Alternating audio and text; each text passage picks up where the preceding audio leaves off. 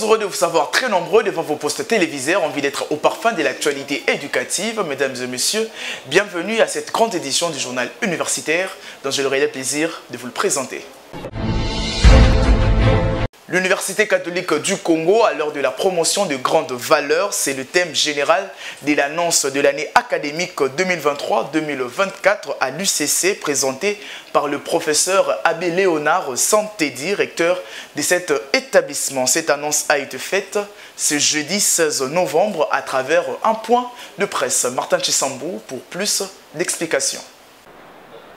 C'est devant le chevalier de la Pline que le professeur Abbé Léonard Santédi, recteur de l'Université catholique du Congo, a présenté d'une manière officielle le thème général pour l'année académique 2023-2024 qui est l'Université catholique du Congo à l'heure de la promotion des grandes valeurs, à savoir le respect de la dignité humaine, assiduité au travail, conscience professionnelle, rigueur, discipline et ordre, l'honnêteté et la protection de l'environnement. L'Université catholique du Congo voudrait s'inscrire dans un nouvel horizon.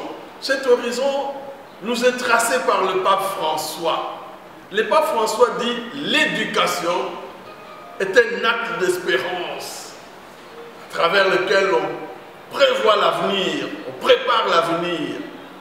Et le pape François dit les universités catholiques ne doivent pas se limiter seulement à donner de bons diplômes, à préparer les jeunes à une belle carrière, mais l'université, les universités catholiques doivent apporter un plus. Et ce plus, dit-il, c'est transmettre un système de valeurs. Les universités catholiques doivent être le creuset, le laboratoire de transmission des valeurs. Voilà pourquoi l'Université catholique du Congo inscrit ses activités tout au long de cette année 2023-2024 dans la perspective de la transmission des valeurs. Et le grand thème de l'année, c'est justement l'UCC à l'heure de la promotion des grandes valeurs. Au cours de ces points de presse, devant le chevalier de la Pline, le recteur de l'Université catholique du Congo, professeur Abbé Léonard Santédi, a présenté une série d'activités que son établissement projette, mais aussi a parlé du logiciel anti-plagiat qui va permettre à détecter et arrêter les copies-collées. Les mesures nous-mêmes que nous mettons, le secrétaire général académique va en parler, la doyenne de la faculté des sciences informatiques, par exemple les logiciels anti-plagiat, pour favoriser la qualité des travaux produits ici par les étudiants, mais aussi pour lutter contre la tricherie. Bon, on apprend qu'aujourd'hui on copie des travaux par-ci par-là. Et donc voilà, c'est avec cela que nous nous inscrivons dans une année des valeurs pour que les jeunes formés à l'UCC soient des leaders épris de valeurs intellectuelles, spirituelles et morales, qu'ils aient ici, non pas simplement le savoir, mais aussi le savoir-faire, le savoir-vivre, le savoir-être. Une société confrontée à des antivaleurs, voilà pourquoi l'Université catholique du Congo a la vision de mener un combat pour la promotion de grandes valeurs.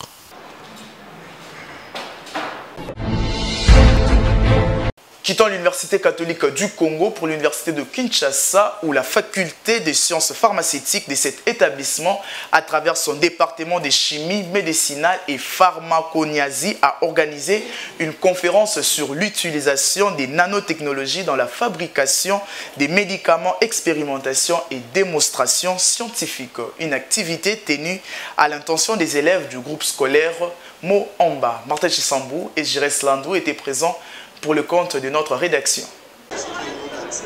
L'utilisation de la nanotechnologie dans la fabrication de médicaments, expérimentation et démonstration scientifique, c'est le thème qui a été au centre de cette conférence organisée par la faculté des sciences pharmaceutiques de l'Université de Kinshasa à travers son département de chimie médicinale et pharmacognasie. Dans sa prise de parole, Christian Kanga a parlé d'une manière générale du nanobron qui est défini comme l'ensemble des études et des procédés de fabrication et de manipulation des structures des dispositifs et des systèmes matériels à l'échelle du mammomètre. Nous avons la vocation de faire la promotion de la science de manière générale, comme carrière de choix pour les plus jeunes, mais aussi comme outil de développement ou moteur de développement de notre pays. Alors dans le cadre de promotion de la science, nous nous sommes dit que ça valait la peine de promouvoir les nanosciences, parce que ce sont des sciences qui se distinguent à travers les nanotechnologies. Même les maladies chroniques incurables aujourd'hui, c'est possible de les guérir, c'est possible de les prévenir grâce aux nanotechnologies. Alors on s'est dit que pour nous, le champ de bataille, c'est la promotion des nanotechnologies dans le cadre de notre campagne de vulgarisation en tant que membre de l'Académie des sciences pour les jeunes en RDC.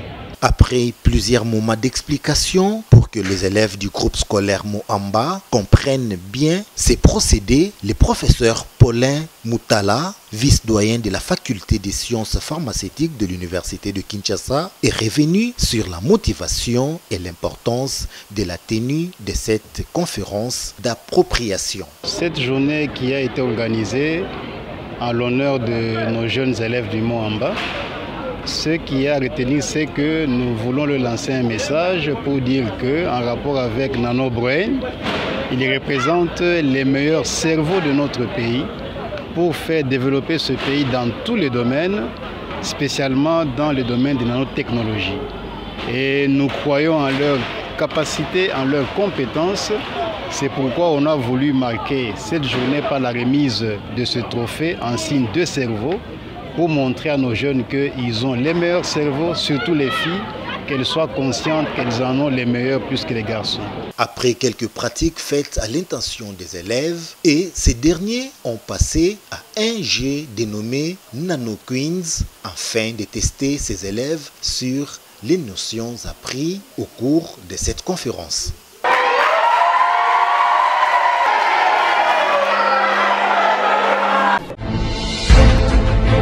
L'Université libre de Kinshasa inscrit également les nouveaux étudiants pour l'année académique 2023-2024. Tonton Biongo pour les images. Depuis sa création en 1988, ULK est et reste la première université privée laïque en République démocratique du Congo.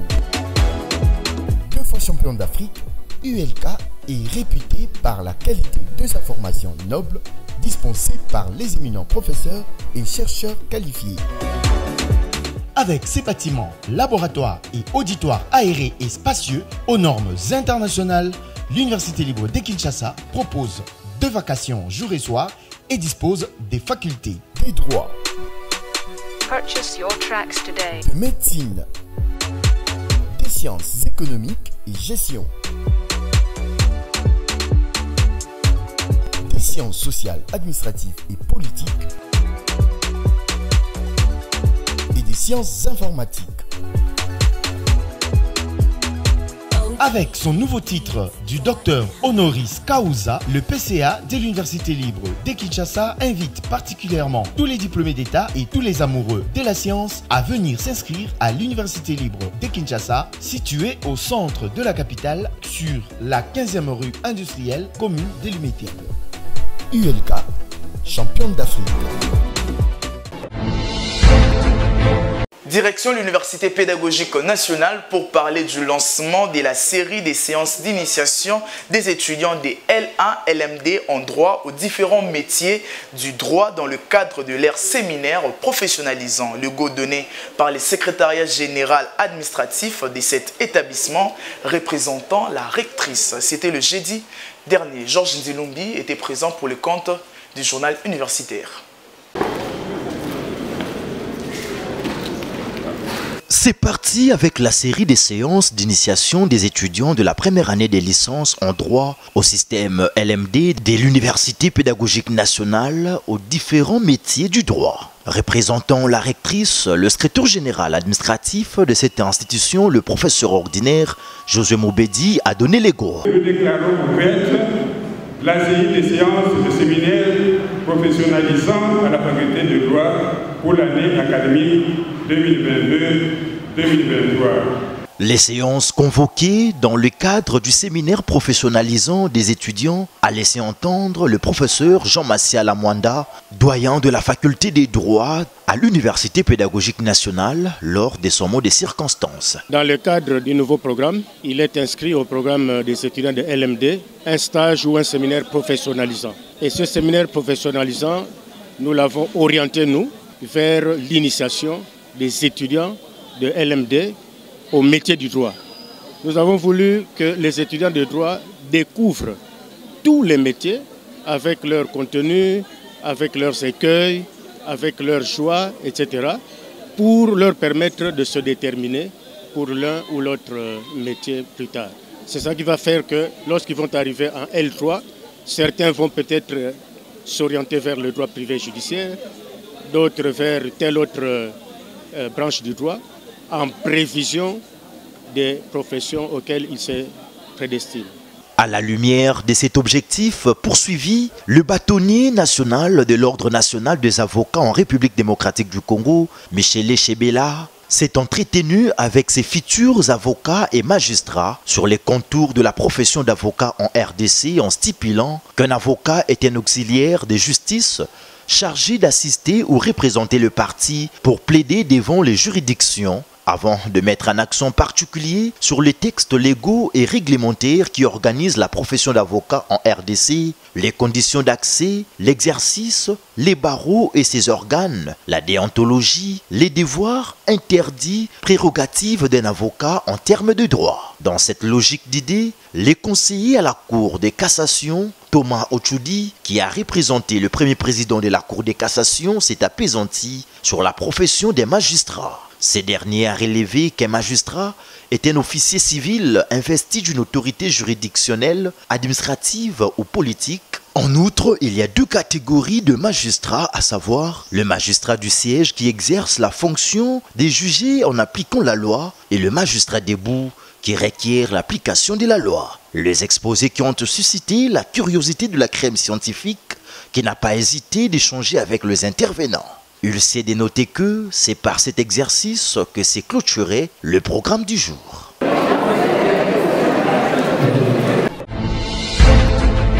L'impact des groupes de pression sur la politique étrangère en République démocratique du Congo, cas de la société civile congolaise, c'est l'intitulé de la thèse de doctorat soutenue publiquement par Dondo Albert de Triumph Biblical University et Institut universitaire de développement international. Tonton Biongo pour plus de précisions.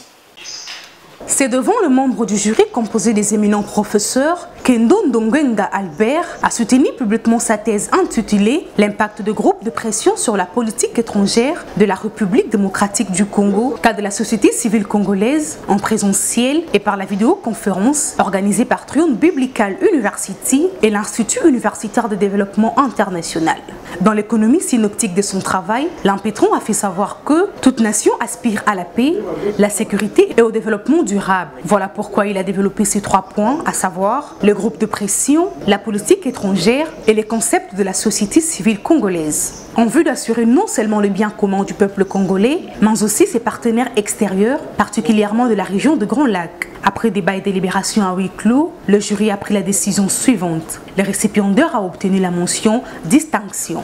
Le candidat a reçu la note de 7,5 sur 10 en total. Alors, il est proclamé docteur en simulation internationale avec distinction 7,5. Toge et diplômes lui ont été remis par les secrétaires du jury, le professeur associé Alfred Ngato. Motif de joie pour les récipiendaires qui n'a pas manqué de placer un mot en ces termes. Ma préoccupation, c'est que la société civile, qui est le 4e pilier de la société, à côté de l'État, à côté du pouvoir politique, à côté du pouvoir économique, prenne ses responsabilités. C'est la société civile qui est la locomotive de tous les pays du monde. La société civile prenne ses responsabilités en respectant d'abord les valeurs qui sont le socle de la société, en les pratiquant et aussi ça va amener les autres à la suivre. Il faut noter que tout au long de ce travail, l'Ampétron a essayé de démontrer comment la société civile et principalement l'Église catholique comme groupe de pression agissent sur le pouvoir public en vue d'assurer la promotion de la personne humaine et de la société tout entière.